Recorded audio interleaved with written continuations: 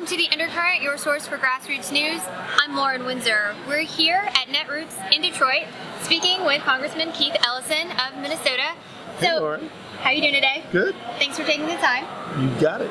So tell us about your latest bill on wage theft. Well, you know, we're in the appropriation season right now, and we've had a number of appropriation bills, spending bills, moving through Congress. And every time one of these appropriation bills comes up, the Progressive Caucus offers an amendment which says that if a contractor has engaged in wage theft, then they are not eligible to receive money from this appropriation bill.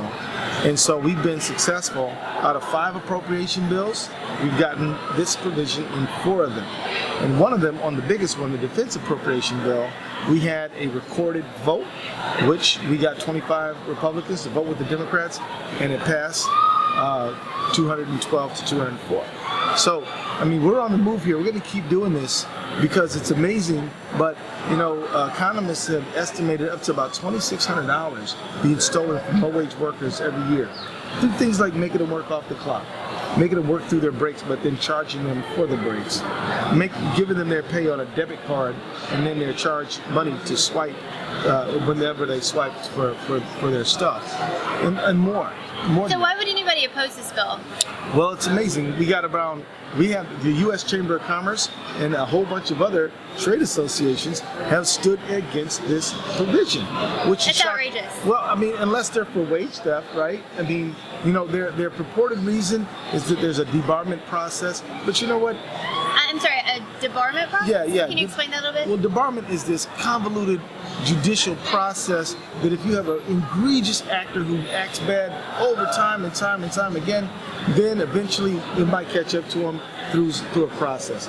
But what we're saying is, as a legislative body, we want to prioritize good contractors. We believe that the United States spends about $1.7 trillion a year and is the biggest spender in the world.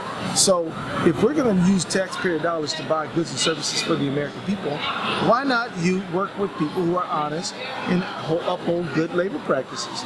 So that's who we want to spend our money on. It's pretty common sense. I just don't understand how you could oppose that, like look your voters in the face and say we oppose this bill when, you know, it's pretty much like foundational to American society, equal justice under law. Well, you know, Lauren, look, a penny earned is a penny that must be paid.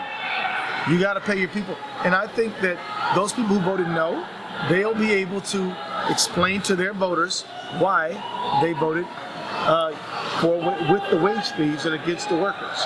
Right. So will you be pushing that in the upcoming elections? Yes, we will.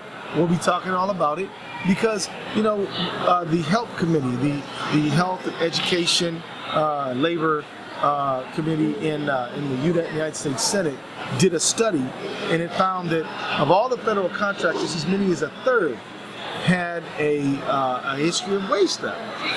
So we've got to take after these folks. We cannot sit by and allow them to just get by with stealing the wages of workers who are in their employment. Well, I support your bill. I hope that anyone watching this, viewers, support Keith Ellison's bill and hold legislators accountable this fall in November. So thanks for watching. I'm Lauren Windsor. Get pulled in to the Undercurrent. Undercurrent under the surface makes the mainstream get so nervous. It's time for purpose, for news to serve us, not with propaganda.